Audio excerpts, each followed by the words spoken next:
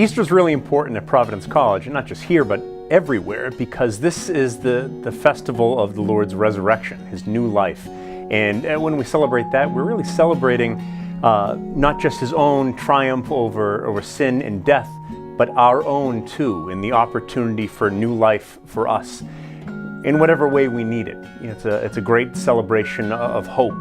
And Jesus rises from the dead, and it's against all odds and against every indication to the contrary. It looks like death has the last word, but the bright light of the resurrection breaks forth, and it's amazing to think that that could be the same for me or for you or for any members of our community or throughout the world, that there's always the possibility of new life no matter how dark things are, and that's something that we can all celebrate.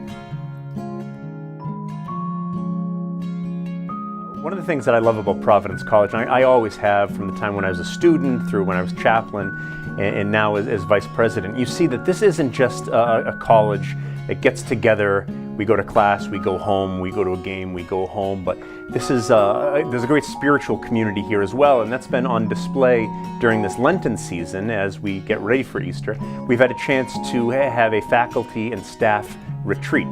On Tuesdays around lunchtime we get together, we have talks on prayer, fasting, and almsgiving, and it's a way for colleagues to come from across different parts of campus, those who have different roles and responsibilities, to come together as a people of faith and to share insights into these principal parts of Lent, and to prepare ourselves, but to help prepare one another for the great feast. So we go through Lent together, and we'll be able to celebrate Easter together and the joy that that brings as a community.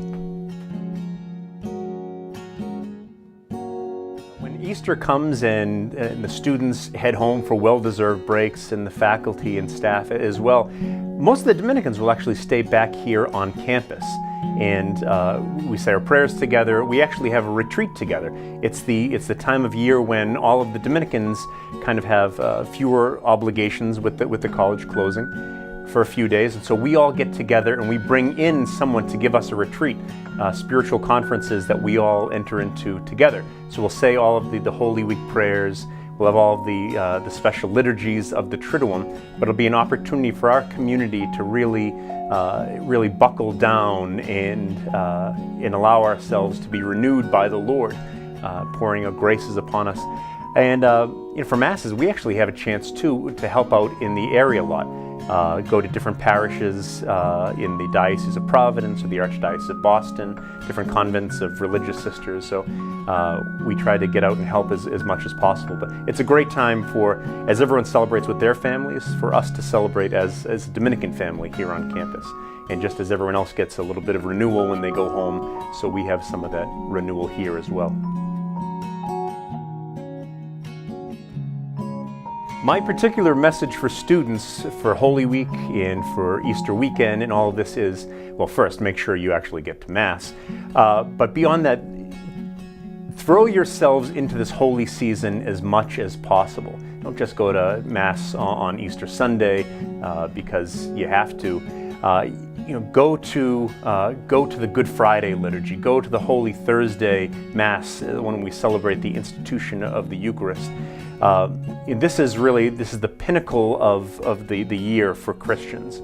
To go through, from Palm Sunday, the Sunday before Easter, the Lord's triumphal procession into Jerusalem, and we go with Him and we celebrate with that, crying out Hosanna. We go into the Last Supper celebrated on Holy Thursday, and you and I get to be participants at that sacred occasion, to be there for that singular moment.